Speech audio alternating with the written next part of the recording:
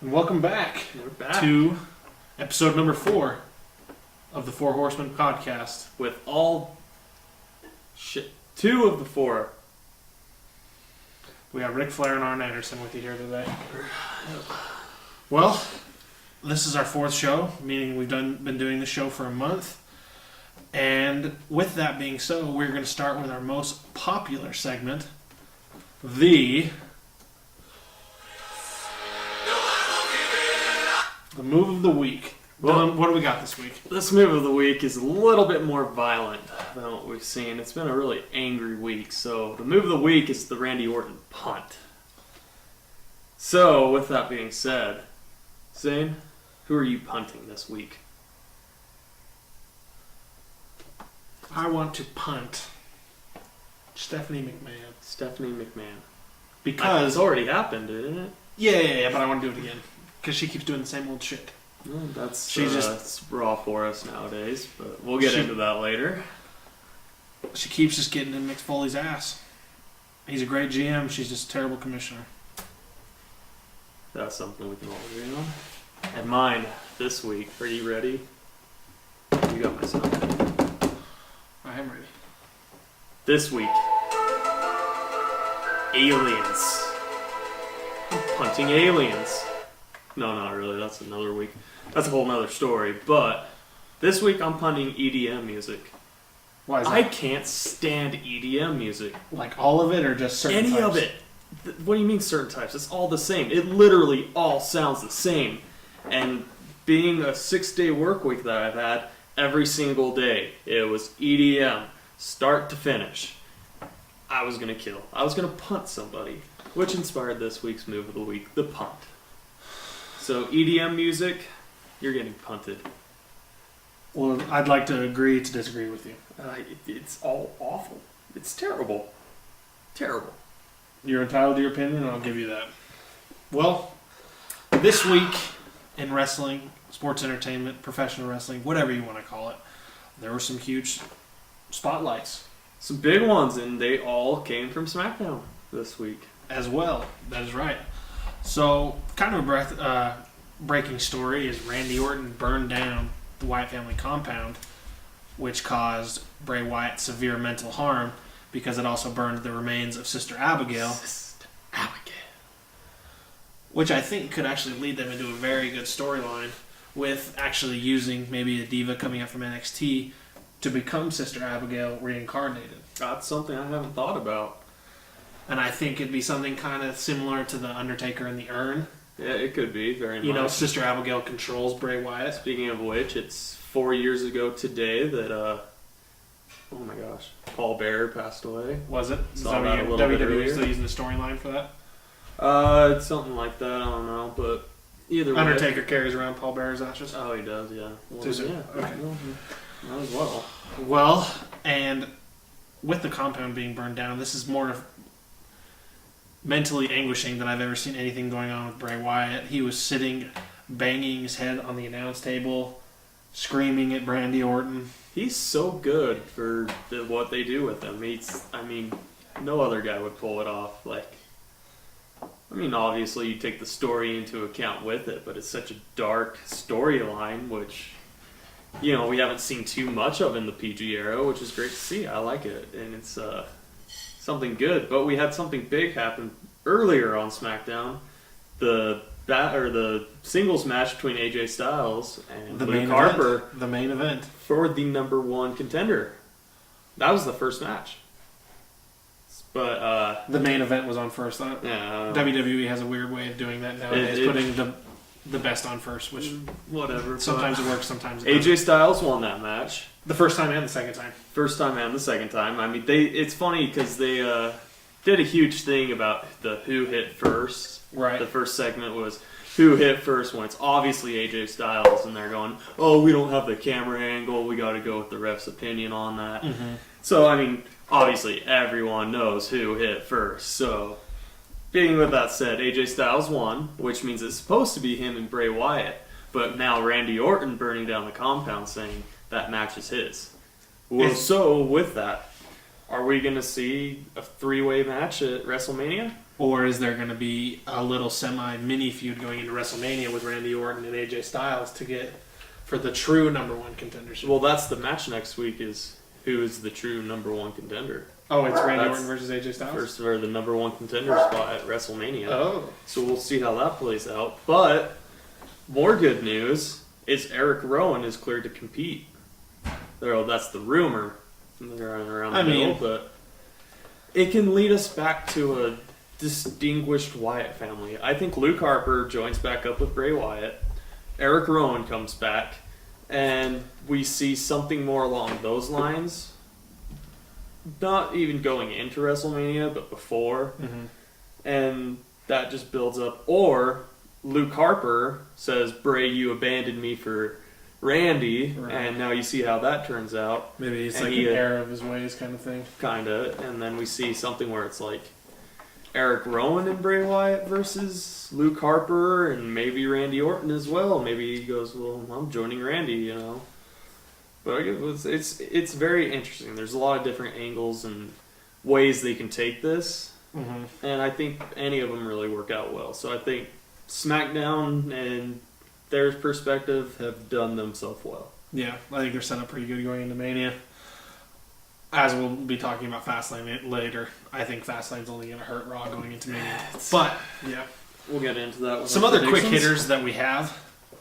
Rumors and internet confirmation has shown us that Alberto Del Patron Del Rio has in fact won the Impact Heavyweight Championship on his first appearance. The very first taping that he is on TNA, and he wins the belt. But, you know, for TNA, they've lost so much talent. The Hardys are gone.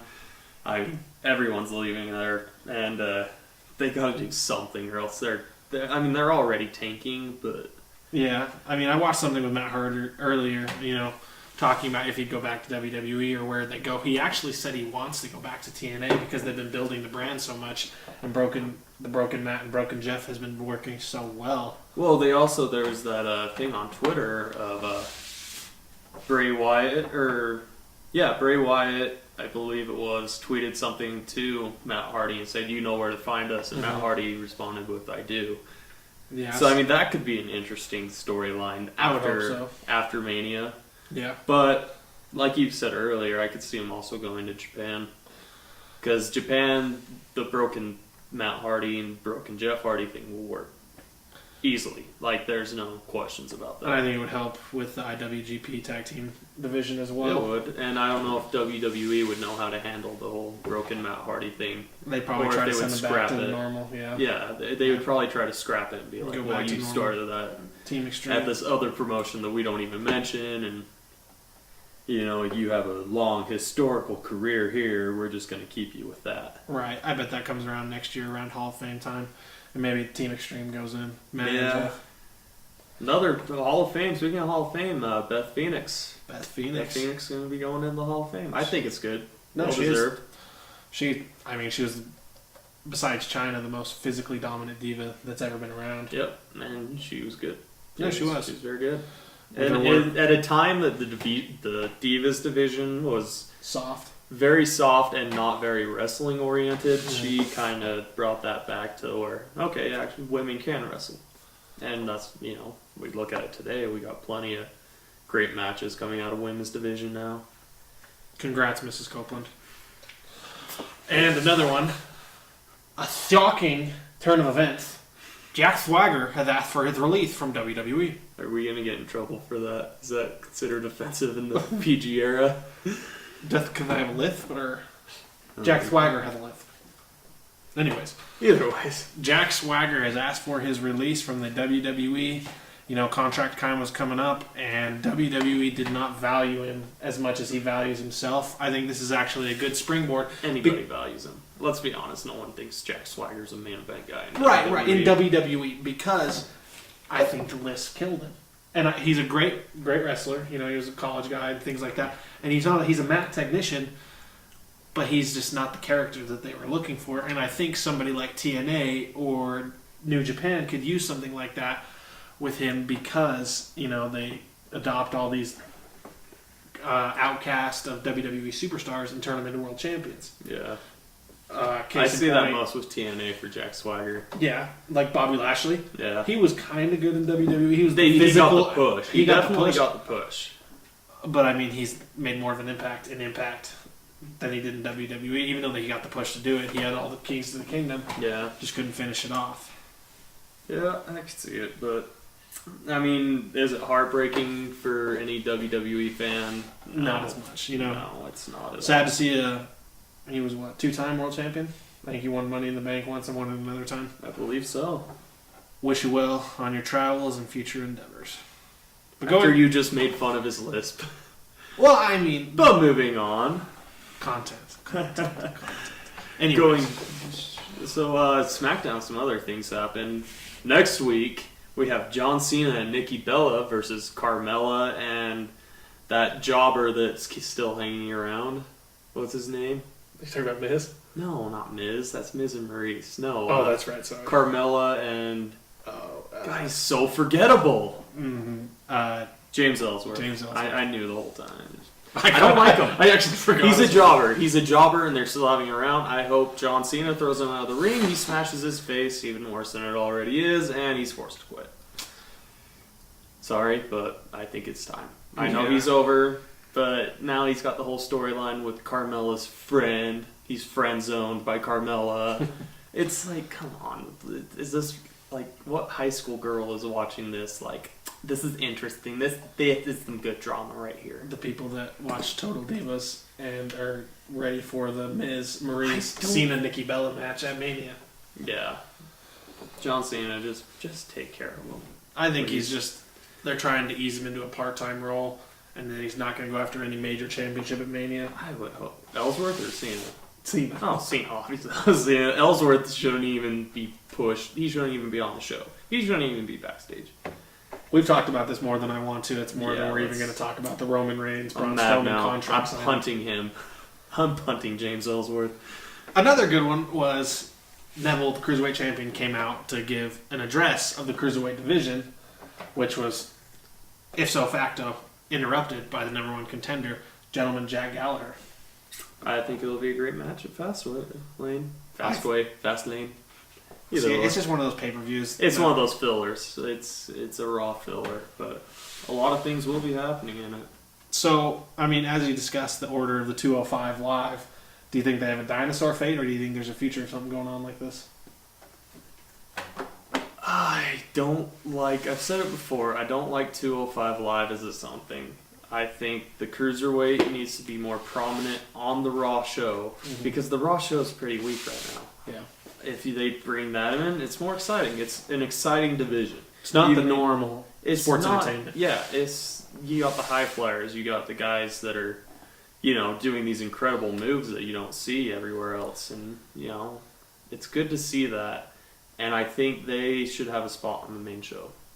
As they do some a little bit, but it doesn't showcase all of them. I think they do like one Cruiserweight match when they change the ropes, they change the mat, change the lighting a little bit. That's what I hate. It's don't try to distinguish it away from Raw. Make it a part of it. Yeah. Make it a part of that brand. Don't try to sell it as its own separate entity, because that just weakens both parties.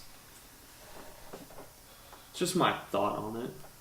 As well, there are some other things. Dean Ambrose called out Baron Corbin. I think Baron Corbin tipped the hat for the Violent Gentleman Hockey Club shirt he was wearing. He seems to do that with not the mainstream. What was the other one? Blackcraft. Blackcraft. His shirts are all through Blackcraft, I believe, but it's cool. Violent Gentleman on there. Yeah, I think they're setting up for a little Mania match with Baron Corbin and Dean Ambrose. Yeah, obviously, I think that's like the only option. It's going to be an IC championship, and it's just, I think, to help push Baron Corbin more into the main stage picture, which I don't mind too much. They give pushes. Yeah, and as much as we don't talk about the Divas Wrestling matches on this show, but the 2 out of 3 Falls match with Becky Lynch and Mickie James was not bad. No, it was actually entertaining. I enjoyed it. There are sometimes, like when they give them the 2-minute spot matches, where it's a waste of time. You can do it something else, someone else cutting a promo. That's going to look great on Total Divas when you cut it for a whole 30 seconds, right. But I haven't watched that show in forever now. Well, and there are things that we wanted to talk about. is WWE moving away with the PG era with references to the devil, a female dog, Dylan? What are we yeah, Nikki Bella calling Maurice a bitch. That was her words, not mine. Did you watch the whole setup where Maurice slapped John Cena and he laughed and he's like, "You done messed up," and then Nikki Bella came running out like this. Yeah, and then Bray Wyatt when he's talking about Randy Orton being at the Randy Orton is a fellow follower, the power of Beelzebub, the devil was. I was like, oh wow, they're these are things we saw more in the Attitude Era, especially with the Bray Wyatt reference. The devil. Are we looking more like Ministry with the Undertaker? That was the Attitude Era. Yeah, and that was in a PG time of the year or time of wrestling. So we might be moving away from this PG very slowly. Something to monitor. Something to keep an eye on. Well, thank you, Sam. He thinks the PG era is terrible for all of you listening. He says to bring back the Junkyard Dog and the British Bulldog. Both of them. He says exactly. He thinks that they should be. He doesn't understand death. He's a dog. He doesn't understand the legacies. But maybe he's starting to get it. Anyway, on to Raw. Raw had a couple interesting points for it this week. I think the biggest was Seth Rollins. Seth Rollins saying he will be at Mania. Is he competing at Mania, though? Said he'd be there. Do you think this is going to set up another... Finn Balor, Seth Rollins, pick up where it left off? No. I wouldn't be upset. I bet Finn Balor comes back the day after Mania. I could see it. Yeah, because they always do something like that where someone comes back the day after. Yeah. Or something, like a debut or something like hopefully it sets up, another Triple H, Daniel Bryan thing where people want the Seth Rollins Triple H match to happen so bad. And maybe he'll be cleared to compete the day of. If not, they'll scrap it or something. Or, I don't know, something like that. But it's something we would like to see. It would be nice. Because it's terrible not to have Seth Rollins in Mania for 2 years in a row after the Mania impact that he had. Cashing in on the Rollins Lesnar match, that was, and his match before that with Randy Orton, the curb stomp popped into the RKO. That was amazing, and it was so awesome to see him cash in because no one wanted to see Reigns or Lesnar win that year. So it was good, and hopefully he's back to compete this year. It sucks not having him at your biggest event of the year with one of your biggest superstars. Well, even if people think he's a little hurty.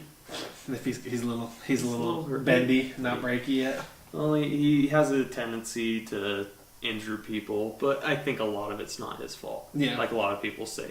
Finn Hart. Balor, Sting. Yeah, somewhere Bret Hart's just shaking his fist. It was Seth's fault.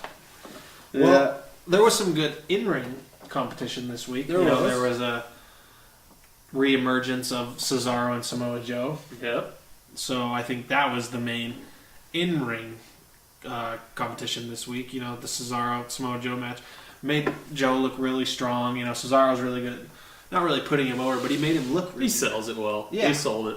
That he looks pretty strong. I don't know. I think there's a push for Cesaro coming sooner rather than later. Chris, maybe later. One of our horsemen, if you're watching this, your boy's going to get a push.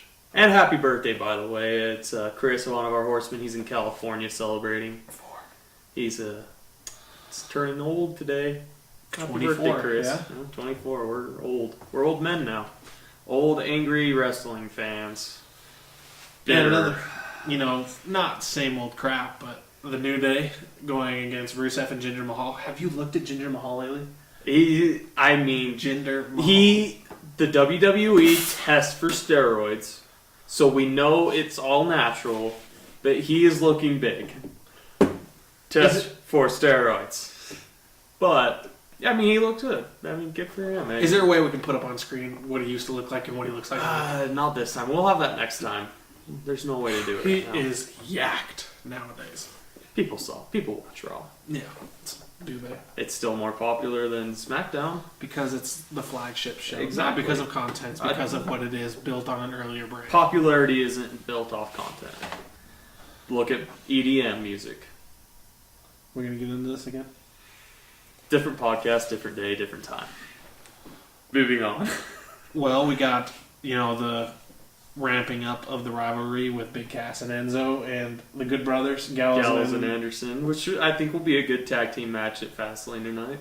I think they're good if Enzo's on the mic. You got to keep Cass away from the mic and keep him in the ring. The one thing I don't like is it's getting boring. Yeah. They come out, do their whole speech, they're soft, blah, blah, blah. Come on. We get it. It was good. You have the routine down to a science. Yeah. And don't get me wrong, they're good at it. They put everything they got into it. You can tell it's genuine. They mean it when they say it, but still, it's like, okay, WWE, you're beating us with the same thing over and over. I think Gallows and Anderson should get another push with like the mic, even though they are the Raw Tag Team Champions. They still don't get enough screen time. No, exactly. They are hilarious. Well, like the doctor stuff that they did with John Cena was hilarious. It was, and it's a shame that. I mean, we saw it with Gallows when he was in WWE before. He's an amazing talent. Didn't get utilized. Went over to Japan, showed what he could do. Comes back, and now it's kind of like it's fizzling out again. And it's like, come on, guys. He put a lot of effort into that. Keep it going. Another thing that happened, Reigns and Strowman contract signing. So NXT this week. Not much. Nothing. There was the Authors of Pain against, was it DIY? Yeah, DIY. Which was a good match. Rematch. Well, it was a good match, but it's it's two big guys. They're fairly athletic. They're actually really young. Do you know they're only like 22 and 23? Really? Yeah. So you're saying there's still a chance for us? We're 2 years behind. Oh, yeah, but it's only 2 years. Yeah, but we're not big ass. One's from the Netherlands and one's from someone else. Razor, and I don't remember the other guy's name. I can't. Authors of Pain with, what was the guy? Paul? The guy who has his dick and everything. I can't remember his name, but anyways. If Zach was here, if we had the full cast today. Paul Ellery. That's right. His name. And, with the two Horsemen, other than ones not being here today, we are going to skip Chris's section. Happy birthday again. Celebration. Zach's, but... Send it your way, Laheim. What? Oh, yeah. What? We're going to start this already. We were hoping to avoid certain That's the first time. I know, but I was hoping we could avoid that throughout the whole lifetime of this podcast. But there we go. All right. On to the pay-per-view of the week was Vengeance 2003. Picked by the other Horsemen. Picked by Zach. He's on that. I thought Chris was on this side. I'm on this side. I'm over here. Zach, me. You, Chris. Okay. Something like that. Either way, we're short-staffed today. Well, with our first match is two greats that are probably duking it out in between the ropes and heavens, and we've actually talked about it on a previous podcast, with that being the late Chris Benoit and the late Eddie Guerrero. That was such a good match, and it's so sad about the whole Benoit situation. Everyone knows that. Eddie Guerrero passing just a year before that was devastating to wrestling. Such a great match. It was so good to go back and watch those two wrestle because they had such a great chemistry. Well, with this match, it was right before they each got their push because Chris Benoit won the Royal Rumble this next year, and Eddie Guerrero won the WWE title at No Way Out going into 2004, and that was the year of both of them. Yep, that was a great. It's sad to see, but great match all the way around. Great match.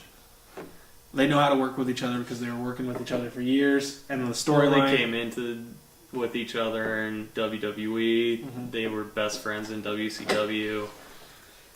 Just sad all the way around, but it was good to go back and watch. It was nice to see it. Next one was Jamie Noble versus Billy Gunn. Winner gets to sleep with Tori Wilson. Dylan, this was your favorite match on the card, I think. It was great. No, it wasn't. I mean, Jamie Noble winning, whatever, but something like that would not fly nowadays in WWE. Why would that not be okay in the PG era? The PG sleeping with somebody on the air? The winner of the match has the right to sleep with a woman on air. Jamie Noble, I wish you did it. Anyways, one of the main matches on the card, the most interesting match on the card, and don't get me wrong, there's great matches. I think this is one of the. I think this is the main reason that we chose this pay-per-view is because Zach, one of the four Horsemen, he was talking about the APA Invitational Barroom Brawl. And that was at Vengeance 2003.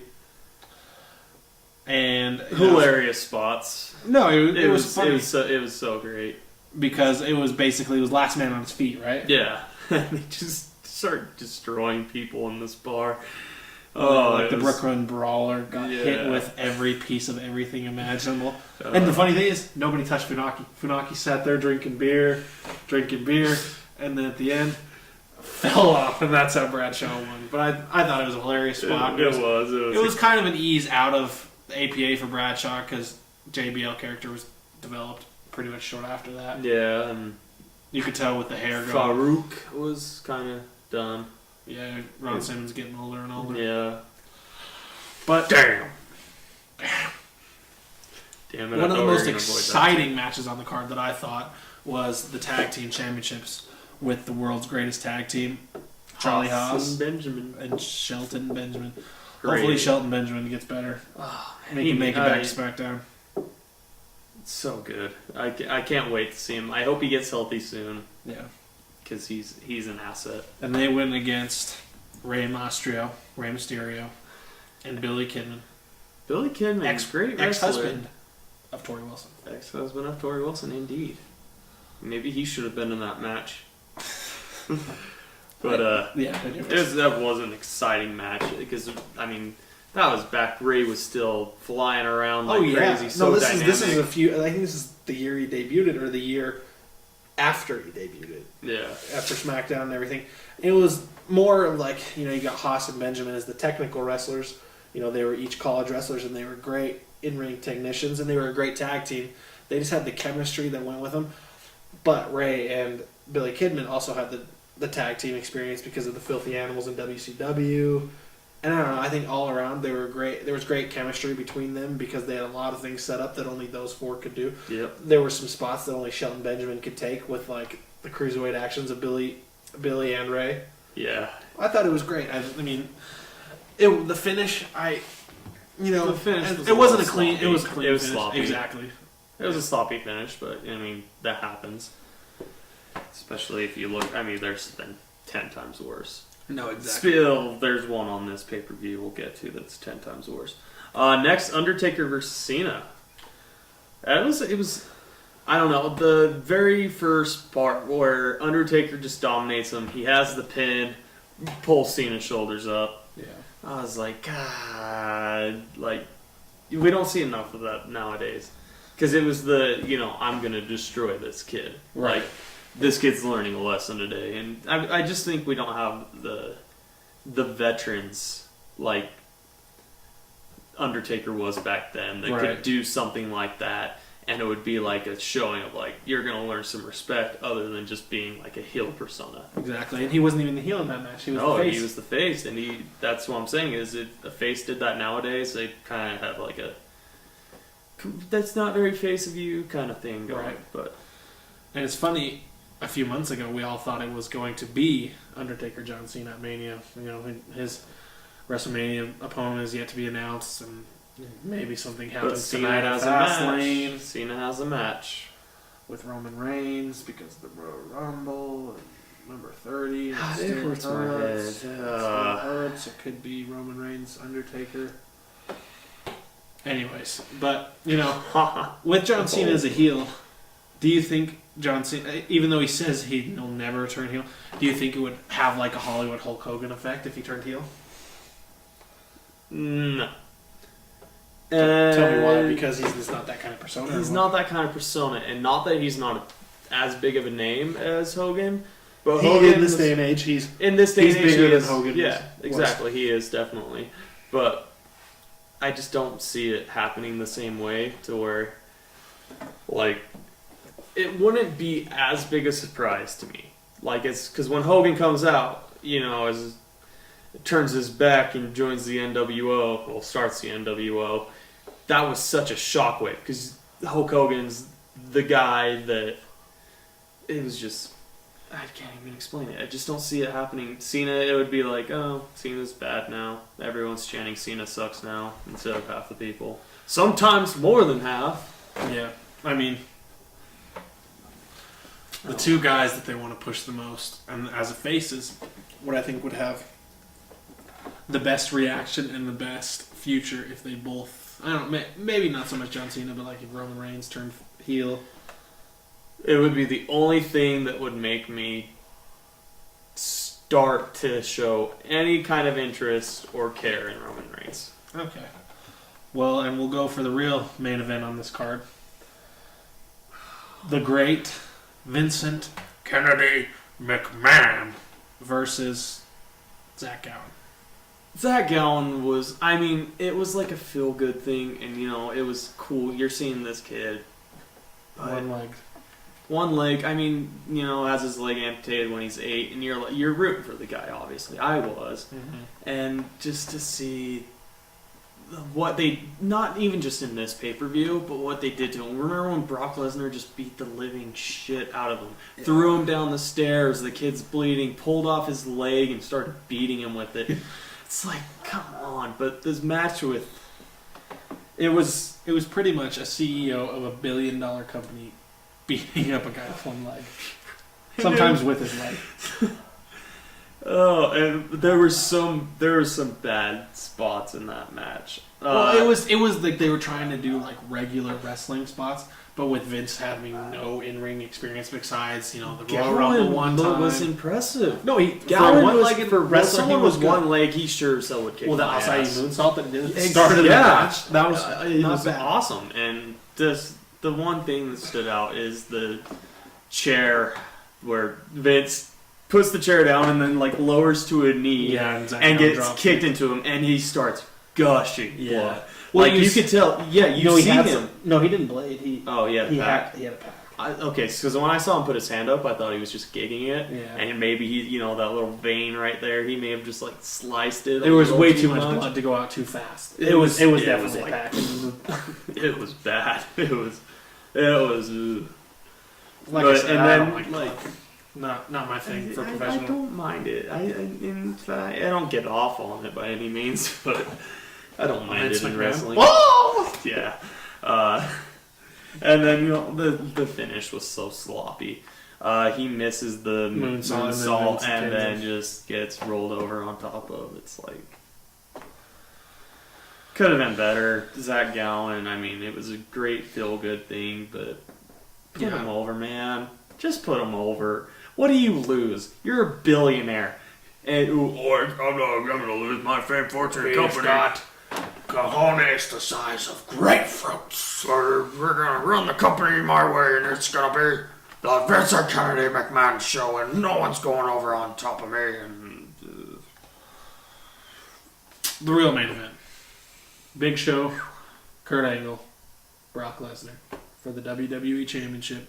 Redeemed it. It redeemed that last match. It did. And it had a good storyline going in with, you know, Kurt Angle and Lesnar having fought at Mania the previous year and Kurt breaking his freaking neck. You know, and then coming back for that. And then 2 months.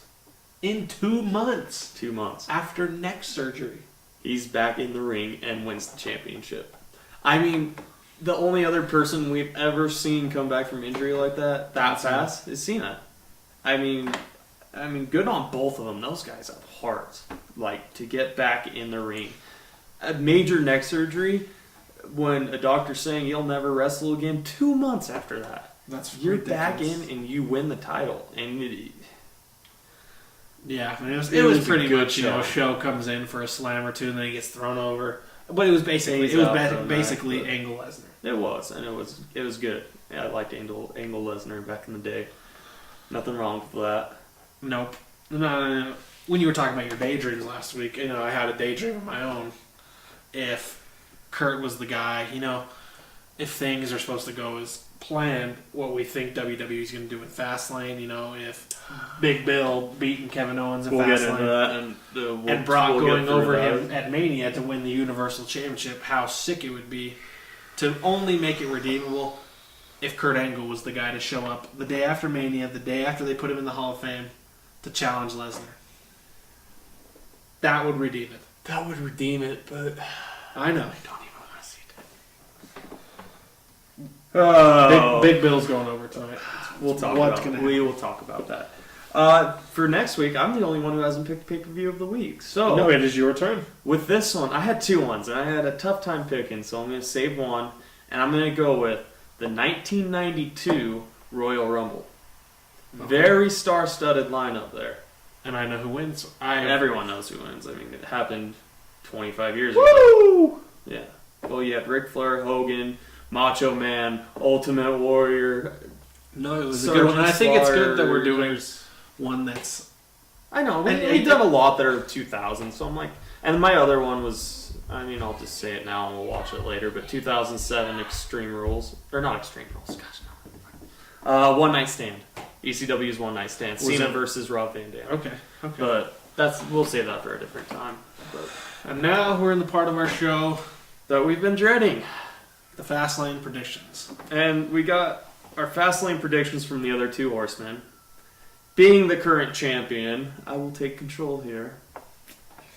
And go through the predictions of how I will keep my belt for another...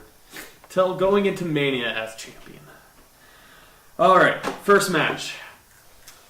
Akira Tozawa and Rick Swann versus Brian Kendrick, the Brian Kendrick, Not Fat Brian Kendrick. You won't not be making. Fat Brian Kendrick, You won't be making an appearance.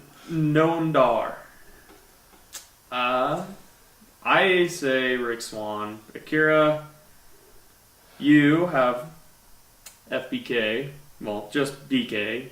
And Brian Noah Kendrick D. and Noam Dar. And Zach also has the Brian Kendrick and Noam Dar. And Chris also has the same as me, Akira and Swan. Yeah. So I think going forward, I'll say Zach's and you can do Chris's. Yeah, that works for me. Next match after that one is Sasha Banks versus Nia Jax. I'm going with Sasha Banks here, and so is Chris. So is Zach. Zach is going with Sasha Banks as well. And I'm the odd one out going with Nia Jax. And I think you may win that one. She's yet to be pinned. She's yet to be pinned. And she's, I don't know. I just think at a pay-per-view, if they're going, I don't know if they're going to gonna put her pin over and it's going to set up something for Mania. with Charlotte and Bayley. So I'm saying Nia Jax. Okay, I can see it. But, you know. The next one is Gallows and Anderson versus Enzo and Cass for the Raw Tag Team Championships. I'm going Enzo and Cass, and everyone else is. Everyone else is going Gallows and Anderson, or the Good Brothers. And I think... Listen to Talking Shop. I think they need to put Gallows and Anderson here. They need to... Because, I mean, yeah, they're giving Enzo and Cass the big push, but you need Gallows and Anderson in the picture, man. You can't just take them out, because once they lose the titles, then what? Then, I don't like to think about it. I think they're going to put the strap on Enzo and Cass because they've got such a following. They do have such a following, but I don't think a following is always the best reason to put a strap on someone. I think... I'm being optimistic with this one. I'm saying Gallows and Anderson, so is everyone else. Next up is Neville versus Jack Gallagher for the Cruiserweight Championship. I think everybody put Neville, right? I think everyone put Neville, and the only reason is you don't help Jack Gallagher by giving him the belt at Fastlane. You help Jack Gallagher by giving him the belt at Mania in a triple threat match with Neville and maybe Rick Swann. And we'll get to that. I wish they'd put TJ Perkins back in the Cruiserweight Championship picture. I do too, but I don't think they will for a while. Next one, Samoa Joe versus the underdog of the underground, Sami Zayn. And I think, did everyone else put Samoa Joe? I know I put Joe. Chris put Sami Zayn. Did he? He picked Sami Zayn. You went with Joe, and Zach went with Joe. DQ, Seth Rollins interference. That's what Zach's saying. He thinks Seth Rollins I don't think is Seth gonna Rollins interfere. will be at Fastlane. I don't think he will either. But, optimism. We can all have optimism here. Yep. Next one, Bayley versus Charlotte. So one thing I didn't realize when I made my pick, Charlotte is 16-0 at pay-per-views. Mm-hmm. Her dad won 16 titles. Right. Is it the end? Zach says Bayley over clean. He Bayley thinks he's over going to Clean. pin Charlotte. I think Charlotte's going to win by disqualification and Bayley retains because I think it's going to set up something with Sasha Banks. I think Sasha Banks is going to have an interference. And that something's way, going to happen with... oh my gosh, what's her? Dana Brooke. Dana Brooke, and that sets it up that Charlotte still has her record Exact. intact. Exactly. But Bayley still has the title. I like that because I picked Bayley. I didn't pick how it was going to end. And Chris also said Bayley. No, he didn't. That's Zach. Zach said He said Charlotte. Chris said Charlotte. Roman Reigns, Braun Strowman. I think Roman Reigns is going to win. Zach thinks Roman Reigns is going to win. Chris thinks Roman Reigns is going to win. And Dylan thinks Roman Reigns is going to win. That's all we're going to say. They're just trying to make him look strong. Braun Strowman is getting so... Ugh. I don't even want to talk about the next match either. The main event of... It hurts. As a wrestling fan, this is what hurts. Because we know it's inevitable, and it's so heartbreaking to see Big Bill Goldberg's winning. versus Kevin Owens. And the only person who didn't say that Goldberg was going to win is Chris, and he said it was going to be a Brock interruption. Or disruption. And then Zach said it's going to be a Chris Jericho disruption. Actually, which I that's said what that. Oh, you said that? I said that. And that's what I think is going to happen. I think it's going to be Goldberg goes over. I think it's going to be a squash match. The more I think about it, I was trying to be so optimistic saying, you know, Kevin Owens is going to retain, and it's not. It's not the way it works. It's not going to happen. It's just not. Goldberg's going to win. Hopefully that sets up our Kurt Angle thing where Brock goes over at Mania, day after Kurt Angle comes back and rules ass. But we still have to wait for that. It hurts. Goldberg, Lesnar, But why would they bring Mania. it back? Why would they bring it back and be like, you know, maybe one last run for the world title? Why would they do that? I want Kurt Angle to come back. I want Kurt Angle to win the belt. I just don't want to see Goldberg take it to Mania, man. It hurts. It's gonna happen because Kevin Owens is the talent that you have on Raw is Kevin Owens, Chris Jericho, Seth Rollins sometimes, Seth Rollins when he's not hurt, Sami Zayn, Samoa Joe, Roman Reigns. No, not Roman Reigns. Roman Reigns is still being forced on us. And he's still a face, and that's like tonight's match is going to be, Roman Reigns overcomes all the odds to beat Braun Strowman, the monster, this huge, strong monster who is one of the most improved wrestlers that we've seen in a long time, in such a short time. And he's going to get put over Roman Reigns, who, like, everyone's sick of. I'm sorry, WWE, you're killing me. Killing me. We'll tally our scores up tonight after Fastlane to determine if our champion retains or if there is a new Four Horsemen Wrestling Podcast champion going into WrestleMania. I think there's a title change in brewing. I don't think so. I don't know what. I haven't really added it up, but no one has the same card, right? No one's got the exact same card. So it's possible that I will just straight win. Possibility. And hopefully there's no ties. And I think I what do we have do the most different card because of the first three matches. I think so, but I also think you have the best chance here. Why do you say that? Nia Jax, Sasha Banks. True. That could be one. That's why I went different, because I saw you guys doing that as well as what my prediction is. The champ put in his predictions first, and then you got the followers coming along trying to play along to that. Listen here, brother. Listen here. Well, I don't know if I can watch it tonight. I might just be watching or look up the results tomorrow morning, maybe tonight after Fastlane. I don't know if I can watch it. I can watch all the way up to the Ronan match. After that, I'm probably going to turn it off. It's funny that you should do the what culture drinking game. Even though you don't drink, you should probably do it with coffee so you just pass out or overdose on caffeine. What culture? Schmuck culture? Schmuck schmulture. We're our own thing. We're not a ripoff. Do you want to do a coffee drinking game every time they say how strong Roman Reigns is? I think I've had it in every podcast so far. I mean, Zach's tries to do another beer. Add up another beer on every show, but it is what it is. Brings us to the end. I don't want to even watch wrestling. As a wrestling fan, I don't want to watch a pay-per-view. How sad is that?